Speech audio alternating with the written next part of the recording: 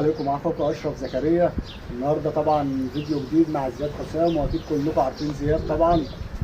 النهارده بالنسبه ان الصيف داخل علينا، فطبعا الناس كلها بتشتكي من موضوع الحشرات دوت، فاحنا نحب نعرف من زياد حسام ايه افضل نوع اللي هو ما يخليش الكلب فيه حشرات، المكان ما يكونش فيه حشرات. ايه افضل نوع للحشرات دي؟ بص، في اكتر من نوع ممكن تستخدمه للحشرات. في حاجات كمان مستورده، وفي امبولات ممكن تحطها على جسم الكلب، وفي حاجات كتيره وافرزين وحاجات كتيره سمعنا عنها للحشرات.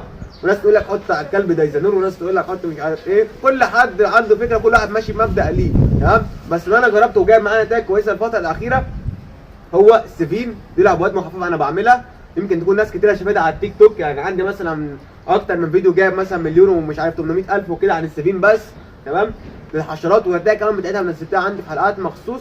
وانا بجرب البودره على الكلب يا اشرف، يعني مثلا ايه، بفتح العلبه وبدر بيها الكلب، ووري الناس في اخر الحلقه النتيجه على الكلب دي بتبقى عامله ازاي، عشان اللي بياخد المنتج يكون مطمن ان المنتج امن، ما فيهوش اي مشكله، فاهمني؟ لان في حاجات كتيره ممكن تحطها على الكلب والكلب لا قدر الله مثلا يموت او يجيله تسمم، والحاجات دي بتعمل مشاكل كتيره مع الناس اللي عندها اكتر من كلب. يعني البودره دي تمنع الكلب، ما لهاش اي اضرار؟ امنع الكلب 100%. انت مجرد ما بتفتح العلبه، تمام، بتبدر الكلب. انا بس مش هفتحها قوي عشان خاطر ما نغرقناش، تمام. بتبدر الكلب، بتدوس بس على جوه كده، بتبدر الكلب عادي خالص، تمام.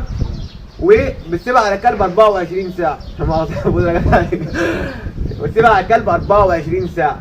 بعد 24 ساعه بتلاقي القلاضيه اتحرقت في مكانها وماتت، حتى لو الكلب لحسه مفيش عليه اي اضرار. تقول لي طب لو جاره، اقول لك يا عم لو جاره من 45 يوم ممكن تديله عادي. قبل كده انا ما افضلش، لان الكلب لسه هتكون مناعته ضعيفه وممكن يتاثر باقل حاجه، فما افضلش قبل 45 يوم بس. واي عمر ياخدها عادي، مفيش اي مشكله، حتى لو كان كبير، حتى لو كان جاره، اي عمر امان خالص جدا. يعني هو امن على جميع انواع الكلاب من عمر؟ هو من عمر تقريبا ايه يعني 45 يوم. انا بفضل من 45 يوم. في ناس قبل كده ادت الكلاب اقل من 45 يوم ما حصلش اي حاجه، بس بقول امان عشان خاطر مناعه الكلب. يعني في السن ده بحاول احافظ على الكلب على قد ما اقدر، حتى لو فيتامين بديهوله ببدا ان انا اقرا النشره بتاعته وادور عليه كويس عشان ما يكونش ليه اي اضرار او اي حاجه جانبيه. بس كده. دي كانت حلقه السفين، تمام. العبوه دي تقريبا 400 جرام، بتكفي حوالي 4 او 5 كلاب. يعني دي بتبدر بيها 4 او 5 كلاب، تمام. دي سعرها 100 جنيه دلوقتي، كان سعرها 80 جنيه في الفيديوهات القديمه اللي عندي، بس دلوقتي سعرها رفع طبعا مع ارتفاع اسعار كل حاجه.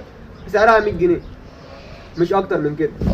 وبالنسبه طبعا يا زياد لبودره السفين ده، نعرف ان هي اكياس، في منها مستورد وفي منها مصري.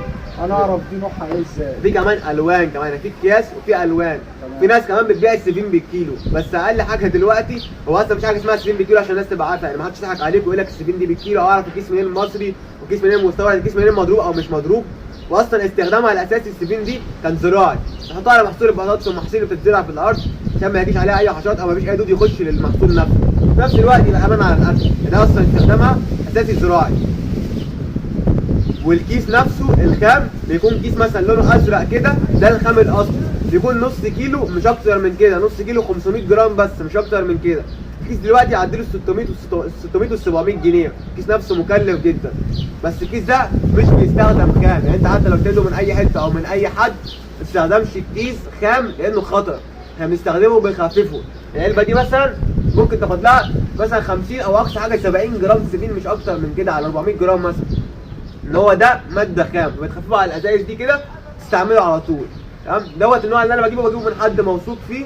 لو انت هتجيب من حد من بره او من اي حد في العموم، تجيبه من حد موثوق فيه عشان ما يضرش الكلب بتاعك، ويكون مجربه زي ما انا عملت كده. بجرب الحاجه على الكلاب بتاعتي وبصور عليها اكتر من الحلقه 3، لان الناس تشوفها وتستفيد منها، وفي نفس الوقت يبقى في ثقه ان انت تاخد المنتج مني وما يكونش في اي مشكله عندك. يعني ناس كتيره برده ما تعرفنيش، واللي مثلا ايه، واحد في اي محافظه. يعني الفتره دي كان لسه رايح كذا اوردر من عندي المنيا والقليوبيه وكده، فناس مثلا لسه ما تعرفنيش.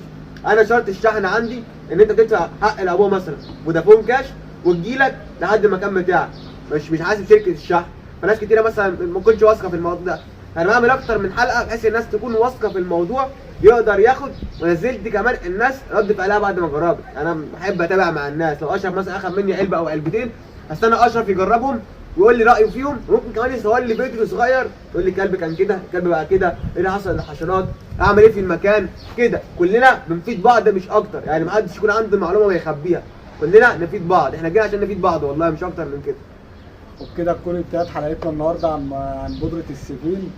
وما تنسوش اللايك والشير، وان شاء الله هسيب لكم رقم زياد حسام، اللي عايز حاجه يطلبها من زياد. وعايزين بقى نعمل كومنتات حلوه كده لاشرف وندعمه الفتره الجايه، ولو اي حد عندك بيربي كلاب ابعت له لينك الفيديو ده عشان يستفيد منه، وفي كمان اشرف باذن الله. اتمنى الحلقه تكون عجبتكم.